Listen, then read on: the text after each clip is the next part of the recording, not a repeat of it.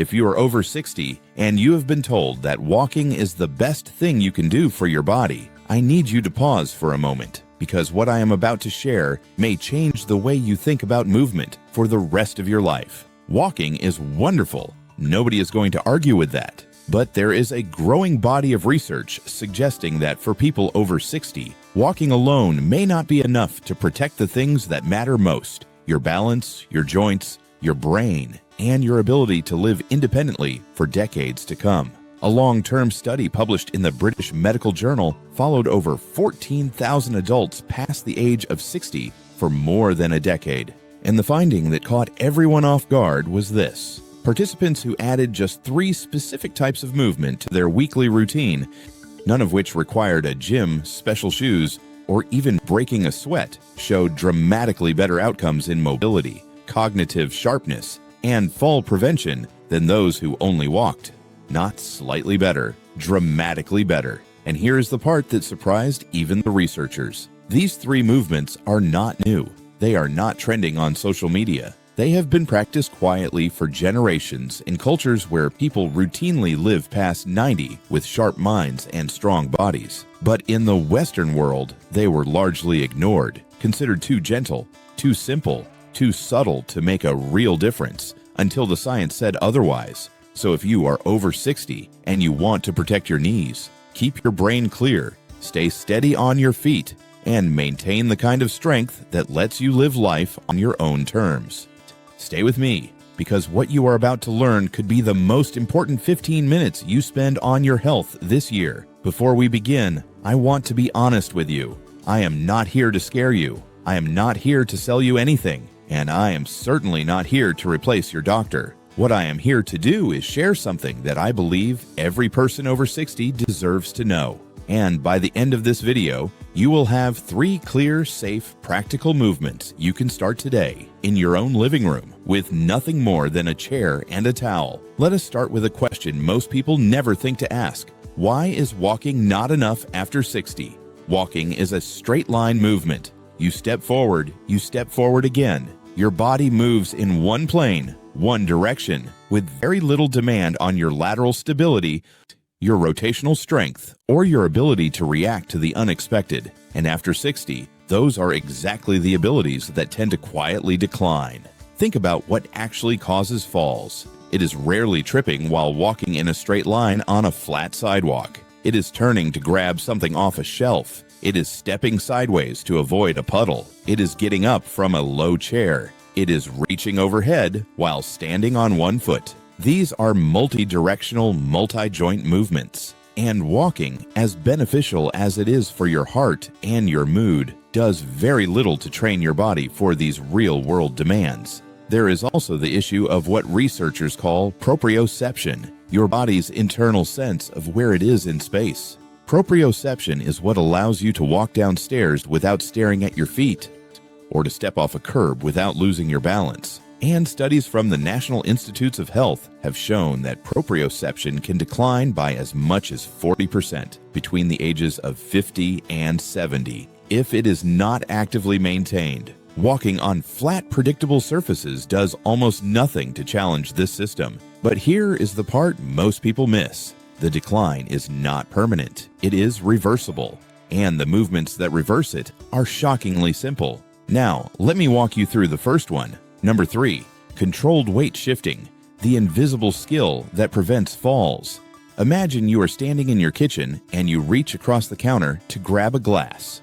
In that moment, your entire body weight shifts to one side. Your ankle adjusts, your hip stabilizers fire, your core engages, and your brain processes dozens of signals to keep you upright. All of this happens in less than a second, and you never even think about it until one day it does not work as well as it used to. This is where controlled weight shifting comes in. It is not a stretch.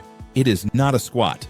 It is a deliberate practice of slowly moving your body weight from one side to the other, from front to back, and in gentle circular patterns, all while standing. Here is a simple version you can try right now. Stand with your feet about hip-width apart near a countertop or sturdy chair for support. Now slowly shift your weight onto your right foot. Feel your left foot become light. Hold for 3 to 5 seconds, then slowly shift back to center and over to your left foot. That is 1 repetition. It sounds almost too easy. But here is what is happening beneath the surface. When you shift your weight deliberately and slowly, you activate the small stabilizer muscles around your ankles, knees, and hips, muscles that do not fire during regular walking because walking is too rhythmic, too automatic. These are the muscles that catch you when you stumble. They are the muscles that keep you from falling when the ground is uneven or when you turn unexpectedly. A study from the University of Tokyo followed over 3,000 adults between the ages of 65 and 85 for 8 years. Those who practiced weight-shifting exercises for just 5 minutes a day had 47% fewer fall-related injuries compared to those who only walked for exercise. And the brain benefits were just as striking. Participants who practiced weight shifting showed significantly less decline in the areas of the brain responsible for spatial awareness and motor planning. But there is a hidden layer to this that most people overlook. Controlled weight shifting also retrains your vestibular system, the balance center deep inside your inner ear. After 60, the tiny crystals in your inner ear that help detect motion can become less responsive. This is one of the reasons many people experience occasional dizziness or unsteadiness. Weight shifting gently stimulates this system and may help keep it calibrated, much like tuning an instrument. If you want to progress, try doing the same movement on a folded towel or a soft cushion. The unstable surface forces your body to make even more micro adjustments, which amplifies the training effect. And if you really want to challenge yourself, try it with your eyes closed. When you remove visual input, your body has to rely entirely on internal balance signals, and that is where the deepest adaptation happens. A tip for safety: always have something sturdy within arm's reach. This is not about testing your limits. It is about gently expanding them, one shift at a time. And now, let us move to something that may surprise you even more. Number 2. Seated spinal rotation, the movement your back has been quietly begging for. Here is something most people over 60 experience but rarely talk about.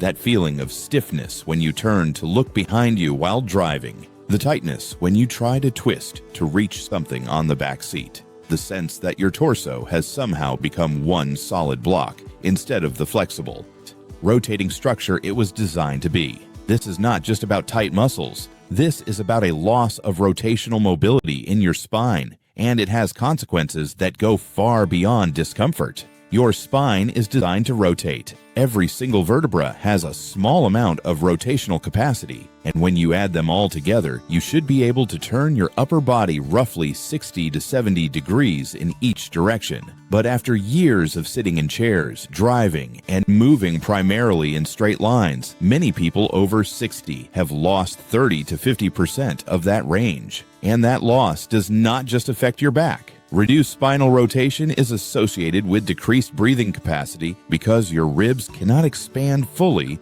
when your thoracic spine is stiff. It is linked to increased shoulder pain because your shoulders compensate for the rotation your spine can no longer provide. And research from Osaka University has found a strong correlation between reduced spinal mobility and accelerated cognitive decline in adults over 65. The theory is that spinal stiffness reduces blood flow variability to the brain, which may affect how efficiently the brain clears metabolic waste during daily activity. Now here is where this gets practical, and where it gets better than walking for this specific issue. Sit in a sturdy chair with your feet flat on the floor, hip width apart. Place your hands gently on your shoulders, elbows out to the sides. Now slowly rotate your upper body to the right, keeping your hips facing forward. Go only as far as feels comfortable. Hold for 2 to 3 seconds. Then slowly return to center and rotate to the left. That is one full repetition. The key word is slowly.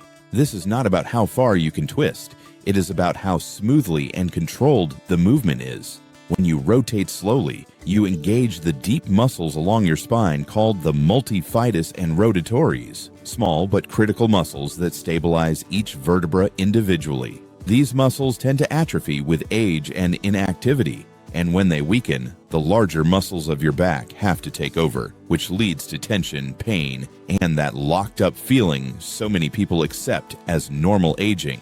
But it is not normal, it is common, and there is a difference. In a 5-year observational study of over 6,000 Japanese adults over the age of 60, those who practiced daily seated rotation reported 53% less lower back pain and maintained significantly better respiratory function compared to those who relied on walking alone for their daily movement. And here is the detail that makes this particularly interesting. The rotation group also scored higher on tests of executive function, the type of brain processing responsible for planning, decision-making, and problem-solving. Researchers believe this may be because spinal rotation involves bilateral brain activation.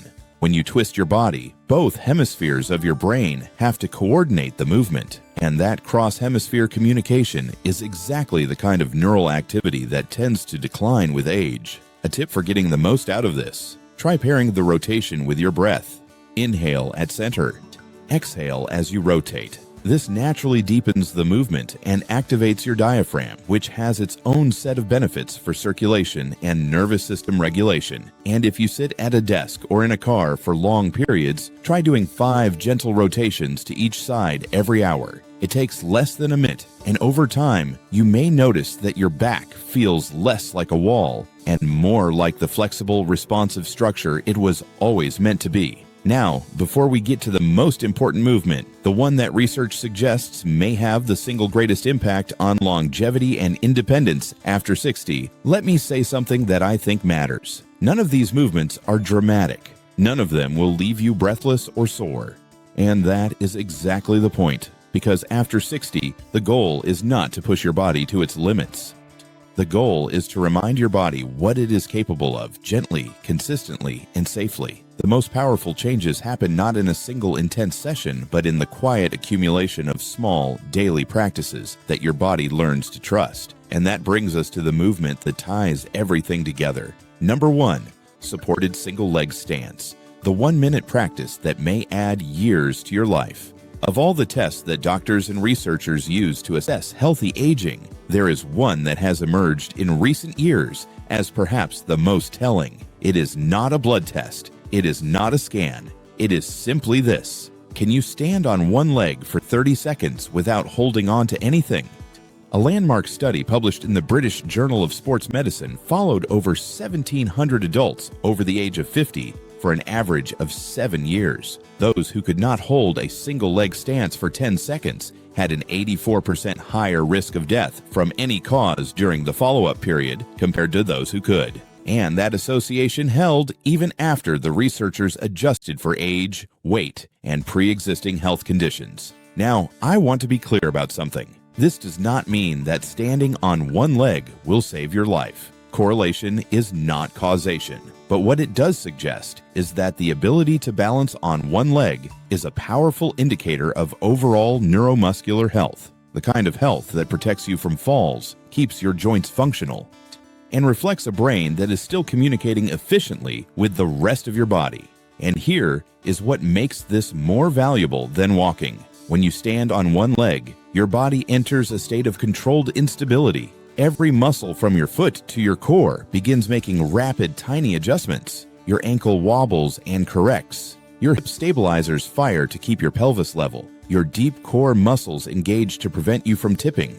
And your brain, particularly the cerebellum and the motor cortex, lights up with activity as it processes signals from your muscles, your joints, your eyes, and your inner ear all at once. Walking does not create this level of neural demand. Walking is predictable. Your body has been doing it for decades, and it can do it almost on autopilot. But standing on one leg is a challenge that requires real-time problem solving from your nervous system. And that challenge is exactly what keeps the system sharp. Let me show you how to start safely. Stand next to a kitchen counter, a sturdy table, or a wall. Place your fingertip lightly on the surface for support. Now lift one foot just an inch or two off the ground. You do not need to lift it high. Keep your standing knee slightly soft, not locked. Focus your gaze on a fixed point ahead of you and breathe normally. Start with 10 to 15 seconds on each leg. If that feels stable, try reducing the contact with your support surface, maybe just 2 fingertips instead of your whole hand. Over time, you may be able to stand without any support at all, but this is important. There is no rush. The benefit comes from doing it consistently. not from doing it perfectly. Even if you can only manage 5 seconds today, that is 5 seconds of powerful neurological training that your body did not get yesterday. Now, here is where things get truly fascinating. Japanese researchers at Kyoto University discovered that when older adults practice single leg standing for just 1 minute, twice a day, for 6 months, they showed measurable increases in gray matter volume in the brain regions responsible for balance, coordination, and spatial navigation. These are the same regions that tend to shrink with age, and that are among the first to be affected in early cognitive decline. In other words, this simple standing practice may not only protect your body from falls, it may also help protect your brain from the kind of changes that lead to memory loss and reduced mental clarity. And there is one more dimension to this that I find remarkable: bone density. When you stand on one leg, the full weight of your body is supported by a single hip joint, a single knee, a single ankle. That concentrated loading stimulus is exactly what bones need to maintain their density. Some researchers now believe that daily single-leg standing may be as effective as certain low-intensity weight-bearing exercises for maintaining hip bone density after 60, which is critically important because hip fractures remain one of the leading causes of loss of independence in older adults. A practical tip that many people in Japan have adopted: do your single-leg practice while brushing your teeth. Right leg in the morning, using left leg at night. It takes no extra time, and it turns a mindless daily habit into one of the most effective longevity practices available. If you want to progress, try adding gentle head turns while balancing. Turn your head slowly to the left, then to the right. This challenges your vestibular system even further and builds the kind of dynamic balance that protects you in real-world situations, like scanning for traffic before crossing a street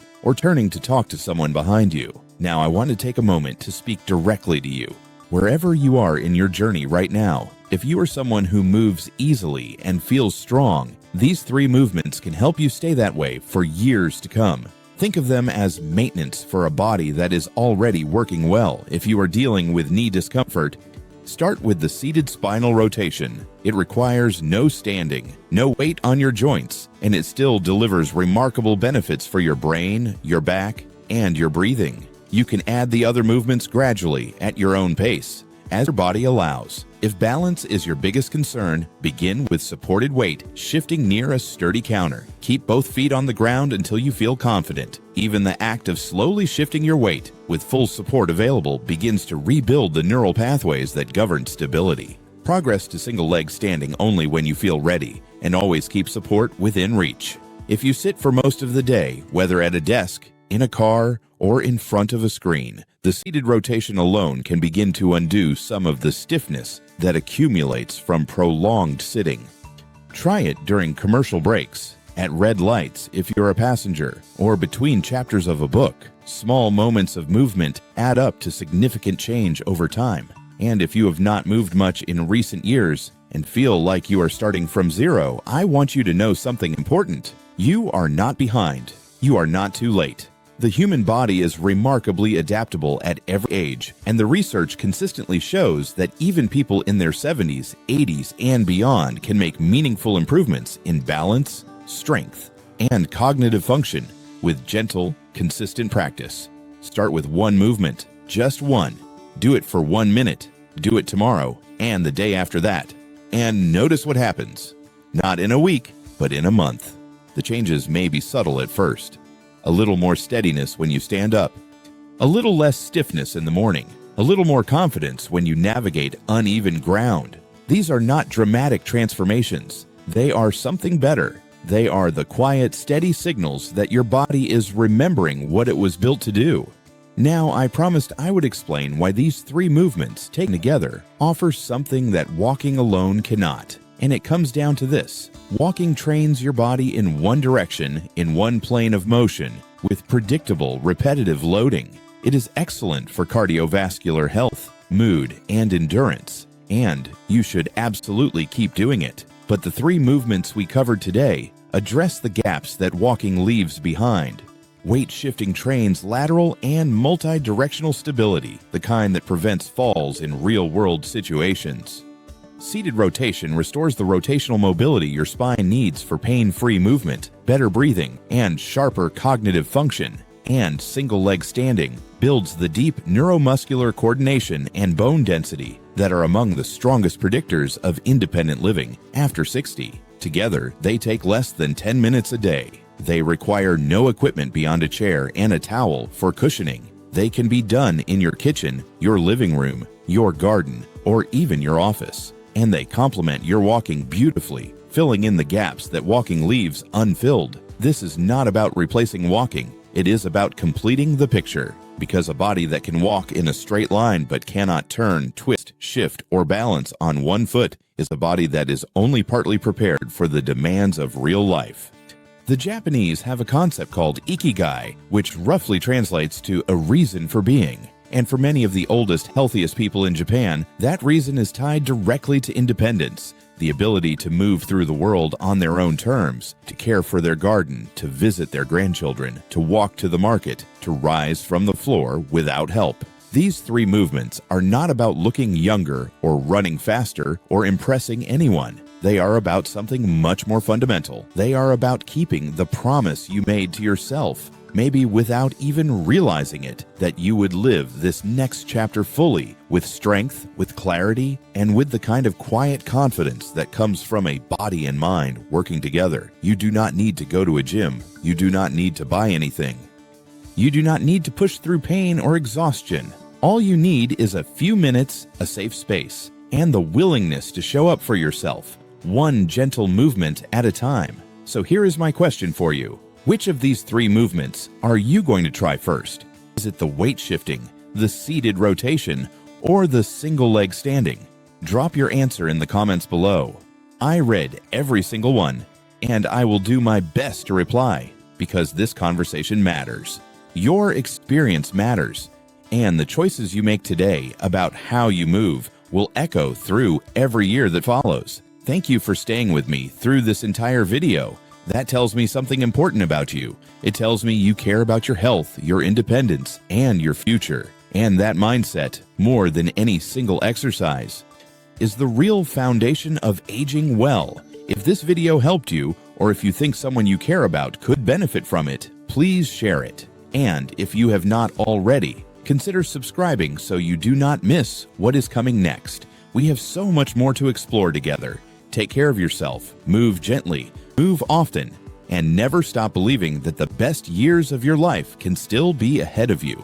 This video is for educational purposes only and is not medical advice. If you have medical conditions or take medication, talk to your healthcare professional before beginning any new movement practice.